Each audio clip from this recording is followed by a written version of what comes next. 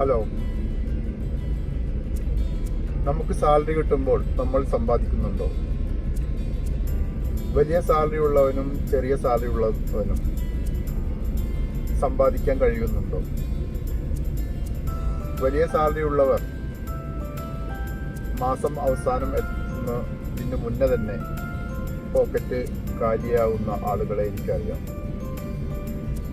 5000 ദിർഹംസും 10000 ദിർഹംസും salary ഉള്ളവർ 4-5 credit കാർഡും ഒക്കെ വെച്ചുകൊണ്ട്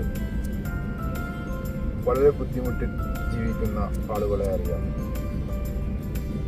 ഇതിൻ്റെ ഓപ്പോസിറ്റ് നോക്കുകയാണെങ്കിൽ ചെറിയ സാലറി ഉള്ള ആളുകൾ 1000-1500 ദിർഹംസോ സാലറി ഉള്ള ആളുകൾ അതിൽ നിന്ന് മിച്ചം വെച്ചുകൊണ്ട് വീടുണ്ടാക്കുകയും വീട്ടിലെ വലിയ ആവശ്യങ്ങൾ നടത്തുകയും ചെയ്തുകൊണ്ട് ജീവിതത്തിൽ വിജയിച്ച ആളുകളുമുണ്ട്. ഇതിൻ്റെ പിന്നിൽ എന്താണ് നമ്മൾ കാണുന്നത്? സമ്പാദ്യത്തിൻ്റെ അല്ലെങ്കിൽ സാലറിയുടെ ഒരു 20% മാറ്റിവെച്ചുകൊണ്ട്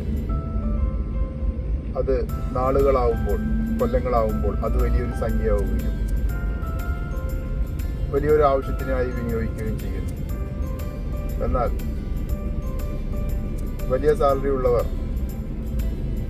എല്ലാ മാസം ഇത്രയും സംഖ്യ വരുമെന്ന് പ്രതീക്ഷിച്ചുകൊണ്ട് ആർഭാടമായി ചെലവഴിക്കുകയും പിന്നീട് കൊല്ലങ്ങൾ കഴിയുമ്പോൾ രോഗാവസ്ഥയിലേക്ക് എത്തുകയും ഇങ്ങനെയുള്ള പൈസ മാസം വരാതെ ആവുകയും ചെയ്യുമ്പോൾ ഒരുപാട് ബാധ്യത കയറി എല്ലാം നശിച്ചുകൊണ്ട് ഒന്നുമില്ലാത്ത അവസ്ഥയിലേക്ക് എത്തുകയും ചെയ്യും.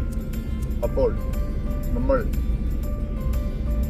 ഇതെല്ലാം സൂക്ഷിക്കേണ്ടത് അത്യാവശ്യമാണ്.